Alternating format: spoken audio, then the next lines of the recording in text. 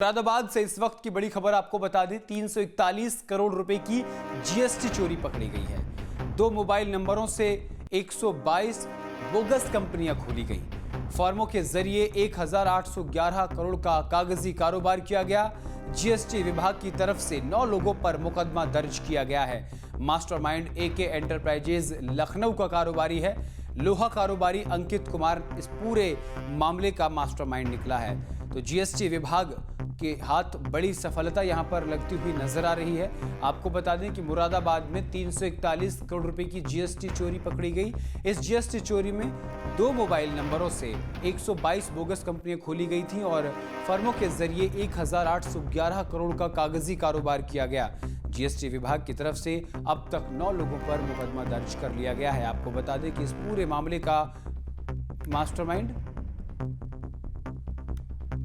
एके enterprises Lucknow का कारोबारी बताया जा रहा है। इसी पूरी खबर पर विस्तार से जानकारी के साथ हमारे संवाददाता ओवैस हमारे साथ जुड़ गए हैं।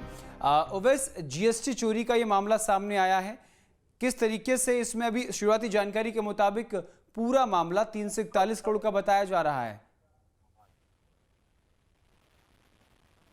बिल्कुल, देखिए आपको बता दें कि लोहे की जो पकड़ी गई है 341 करोड़ रुपए की जीएसटी की चोरी, उसमें साफ तौर पे बिल्कुल संकेत है और खासतौर से जो जीएसटी विभाग के अधिकारी हैं अब वो उससे पूरी तरह से सतर्क नजर आ रहे हैं और साथ साथ लगातार कार्रवाई भी कर रहे हैं, क्योंकि लोहे के जो कारोबारी हैं उनका नाम अंकित कुमार लिखवाया गया था, जिसको लेकर के जांच शुरू हो चुकी है और वहीं जीएसटी विभाग की तरफ से 9 लोगों के खिलाफ मुकदमा भी दर्ज हो चुका है।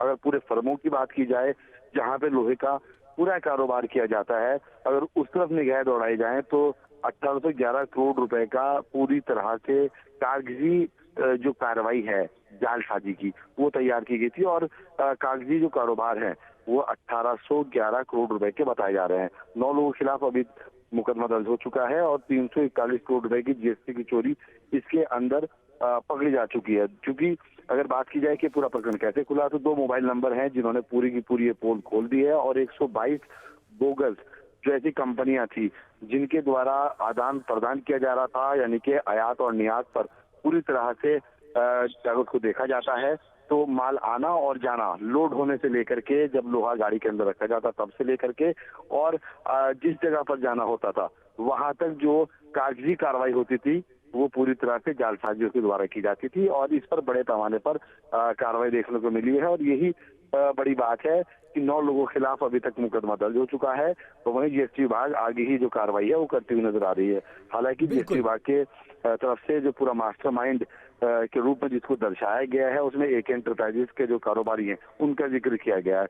अब देखना यह है कि आने वाले समय में जीएसटी विभाग की तरफ से और क्या कार्रवाई देखने को मिल सकती है, क्योंकि बड़े पैमाने पर जीएसटी विभाग के जो आला अधिकारी हैं अब वो कार्रवाई करते हुए नजर आ रहे हैं।